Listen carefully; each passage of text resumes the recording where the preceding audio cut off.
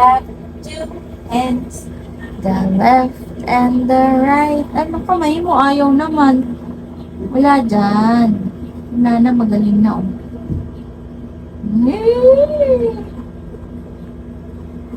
Ma.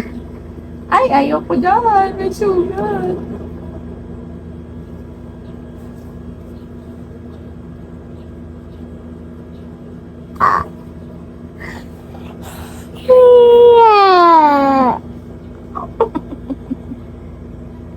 Guys. Guys, ano po nangyari sa paa mo? Pakita mo. Pakita mo sa kanila yung paa mo.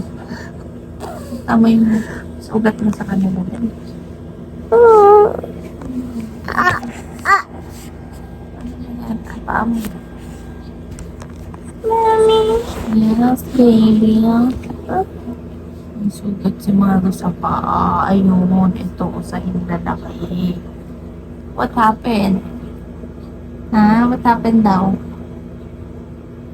Huwag mong ano baka magdugo at fresh pa. Diyos niyo, Marimar.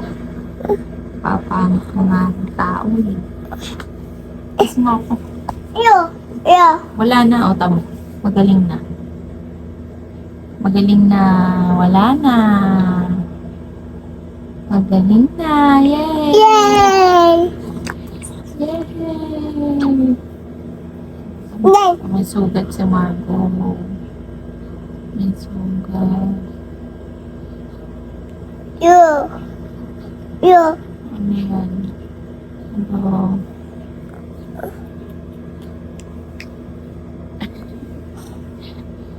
Sakit pa yan. Ouch. You. Ano yun? Yay! Magaling na. Ano? Eh, makagat. Ay, madali yan. Baka magdugo. Baka magdugo.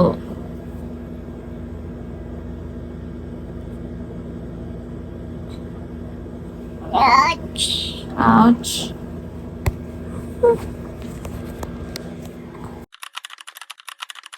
Here's our night routine bago matulog. After namin kumain, magva-vitamins na si Margo and then magto-toothbrush. Ang gamit ko nga toothpaste kay Margo is tong Aqua Fresh Milk Teeth na may fluoride protection na 1000 ppm. Sobrang nakakatawa na nga tong si Margo kasi nasasanay na talaga siya and marunong na siyang magmumog. And dinudura na rin niya yung tubig kasi dati nilulunok niya. After nga mag-toothbrush, dun ko pa lang siya lilinisan para dire-diretso na aakyat na kami and then dun na lang mag-skincare. Anak ko lang ba yung sobrang hirap tawagin pagka maglilinis na? Sobrang dali naman tawagin pag sinabi ko na eto na yung mga toys mo, nandito na sa banyo, maliligo na sila. After ko nga mabihisan, ayan, harutan muna. Talaga naman, sobrang kangkarot. Ayan nga, pag akyat namin, automatic yan, hihingi na ng milk. Pagkahingi niya ng milk, ayan, nilagyan ko na ng skincare niya. Cream nga yung nilalagay ko dahil mainit ang panahon ngayon at parang may butlig-butlig sa face niya. After nyan, manonood na kami ng movie para pampaantok niya. So, yun lang mga bye!